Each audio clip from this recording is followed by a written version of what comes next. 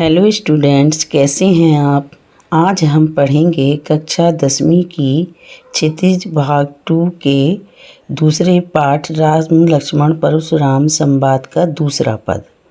तो पहले इसके मुख्य बिंदुओं पर विचार करते हैं कि यहाँ राजा जनक की राज्यसभा में परशुराम धनुष को टूटा देखकर बहुत क्रोधित होते हैं और जब वो क्रोधित होकर बहुत कुछ कहते हैं तो लक्ष्मण उनकी बात पर मुस्कुराती हैं व उनसे तरह तरह के तर्क वितर्क भी करती हैं। तब परशुराम लक्ष्मण को अपने फरसे व अपने पराक्रम के विषय में दूसरे पद में बताते हैं। तो आइए देखते हैं दूसरा पद। लखन कहा हसी हमरे जाना, सुनहु देव सब धनुष समाना। का क्षति लाभ जून धनु तोरे, देखा राम नयन के भूरे। लखन लक्ष्मण ने कहा, कहते हैं हंसी हंसते हुए, हमरे जाना हमारे जानने में। लक्ष्मण ने हंसते हुए कहा, सुनहु देव सब धनुष समाना, कि हे देव हे मुनि, हमारे लिए तो सारे धनुष एक समान हैं। का क्षति लाभ जून धनु तोरे, और ये जो धनुष जिसके लिए आप इतना क्रोध कर रहे हैं वो तो जून अर्थात पुराना, धनुष कि वो धनुष तो बहुत पुराना था, उसके टूट जाने पर आप क्षति लाभ हानि का विचार इतना क्यों कर रहे हैं। देखा राम नयन के भूरे, राम तो बहुत ही भोले भाले हैं, उन्होंने इसे देखा, छुआ और ये छूते ही टूट गया। आगे कहते हैं, छुअत टूट रघुपति न दोसु, मुनि बिनु काज करिए कतरोसु। बोले चिते परसु की ओरा, रेसठ सुनेहु स्वभाव न मोरा। तो लक्ष्मण कहते हैं कि छुअत टूट रघुपति न दोसु, ये जो पुराना धनुष था ये छूते ही टूट गया, इसमें राम का कोई भी दोष नहीं है। मुनि बिनु काज बिना कारण के करिए कर रहे हैं, कतरोसु इतना क्रोध, कि हे मुनि आप बिना कारण ही इतना क्रोध कर रहे हैं। बोले चिते परसु की ओरा, तब परशुराम अपने फरसे की ओर चितई देखते हुए कहते हैं, रे सट सुने स्वभाव न मोरा। अरे मूर्ख, तुमने मेरे स्वभाव के विषय में नहीं सुना है। बालक बोली बधौ नहीं तोई, केवल मुनिजड़ जानहि मोई। तुम बच्चे हो, यह जान कर के बधौ नहीं तोई, मैंने तुझे अब तक नहीं मारा है, केवल मुनिजड़ जानहि मोही। हे मूर्ख, जड़ मूर्ख, हे मूर्ख, तू मुझे एक साधारण मुनि ही समझ रहा है। बाल ब्रह्मचारी अति कोही, मैं बाल ब्रह्मचारी हूँ और बहुत ही क्रोधी स्वभाव का हूँ। विश्व विदित क्षत्रिय कुलद्रोही, विश्व विदित अर्थात सारा संसार जानता है कि मैं क्षत्रिय कुल का द्रोही हूँ, अर्थात क्षत्रियों का दुश्मन हूँ। भुज बल भूमि भूप बिनु कीन्ही, मैंने अपनी भुजाओं के बल से इस भूमि को भूप राजाओं से बिनु कीने रहित कर दिया था।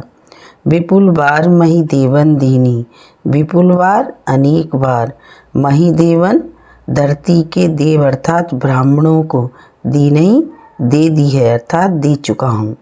अर्थात मैं अनेक बार इस धरती को क्षत्रियों से विहीन करके इस धरती को मैं ब्राह्मणों को दे चुका हूँ।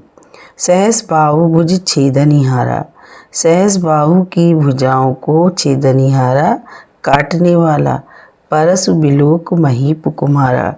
परसु ये फरसा, महिष कुमारा राजा के लड़के, तो हे महीप कुमार अर्थात राजा के लड़के, ये मेरा जो फरसा है इसे तुम ध्यान से देख लो, ये सहस बाहु की भुजाओं को काटने वाला है। आगे ये दोहा आता है, मातु पितहु जनि सोच बस, करसी महिष किशोर। गर्भन के अर्भक दलन परस मोर अति घोर। मातु पिता ही माता को जनी सोच बस चिंता में करसी डाल रहे हो। महिष किशोर राजा के लड़के। हे राजा के लड़के, तुम अपने माता पिता को चिंता में क्यों डाल रहे हो। गर्भन के अर्भक दलन, गर्भन के यानी कि गर्भ में स्थित अर्भक बच्चे, दलन नष्ट कर देने वाला, कि जो मेरा ये जो फरसा है ये गर्भ में स्थित बच्चों को भी नष्ट कर देने वाला है। अर्थात गर्भ में स्थित बच्चे भी जब इसके विषय में सुनते हैं तो डर के मारे अपने प्राण त्याग देते हैं। परस मोर अति घोर, ये मेरा फरसा जो है इतना कठोर है। आगे बच्चों अब हम इसके प्रश्नोत्तर पर विचार करेंगे। तो पहला प्रश्न जो आता है वो है, लक्ष्मण ने मुस्कुराकर परशुराम को क्या तर्क दिया। तो बच्चों इसका क्या उत्तर होगा। लक्ष्मण ने मुस्कुराकर तर्क दिया कि हे मुनि, आप बिना कारण ही इतना क्रोध कर रहे हैं। जिस धनुष के लिए आप क्रोध कर रहे हैं वो तो बहुत पुराना था, इसलिए छूते ही टूट गया। इसमें इतना लाभ हानि का विचार आप क्यों कर रहे हैं।